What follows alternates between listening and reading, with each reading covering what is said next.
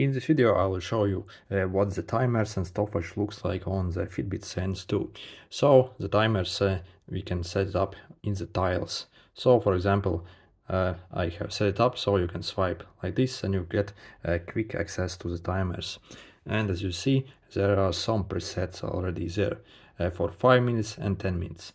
And then also if we click this third button, we can make a custom one basically.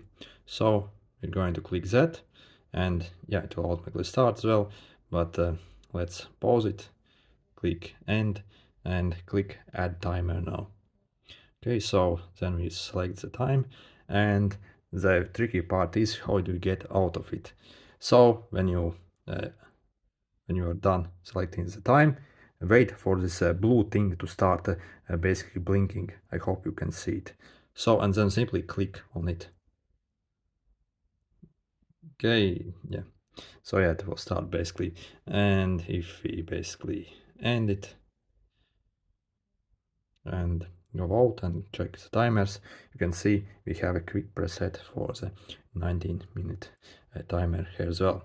So if we click this more here, we can also start a stopwatch here as well. Okay, and this is what the stopwatch looks like. So you can simply start or pause it. Okay, unfortunately I don't really see any laps here, so what the hell. So yeah, this is what the stopwatch looks like. So you can also go out. Let's leave the stopwatch running, go out, and you can do other stuff and do some stuff. So when you are ready to view your stopwatch, you can again go here and you'll see the stopwatch is still running. Then also if you click on the main menu, your button here, and click on the all apps search, when you click timers, you can get a better access to the stopwatch here, because you have to go through the timers that way, the first way I showed.